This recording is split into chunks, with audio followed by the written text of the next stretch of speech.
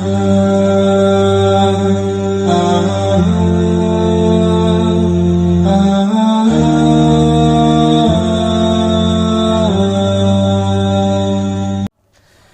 علیکم ورحمۃ اللہ وبرکاتہ۔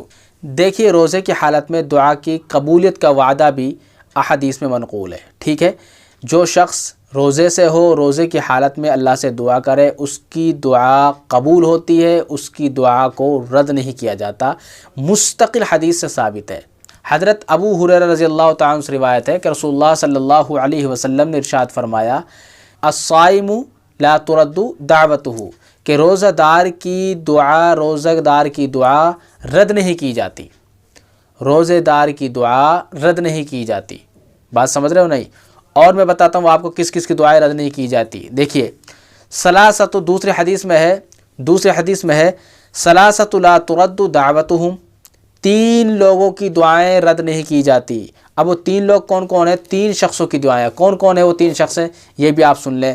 نمبر 1، الصائم حین یفطر، الصائم حین یفطر، یعنی روزہ دار کی افطار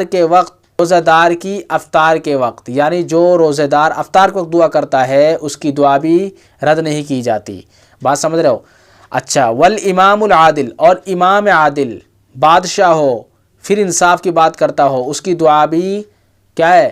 رد نہیں کی جاتی، قبول کی جاتی ہے۔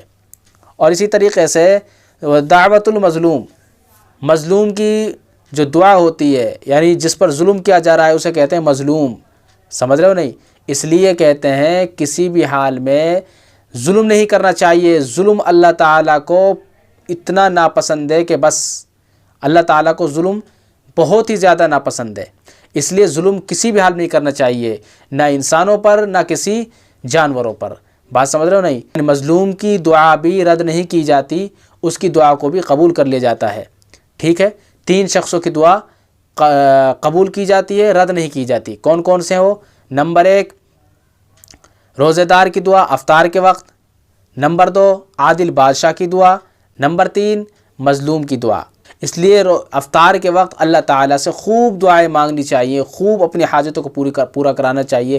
ہر قسم کی اللہ تعالیٰ سے دعائیں مانگو، انشاءاللہ تعالیٰ وہ ضرور دے گا، آپ کی دعا قبول کرے گا۔ دینی تعلیم اور مسائل سیکھنے کے لیے علم کی تخلیق چینل کو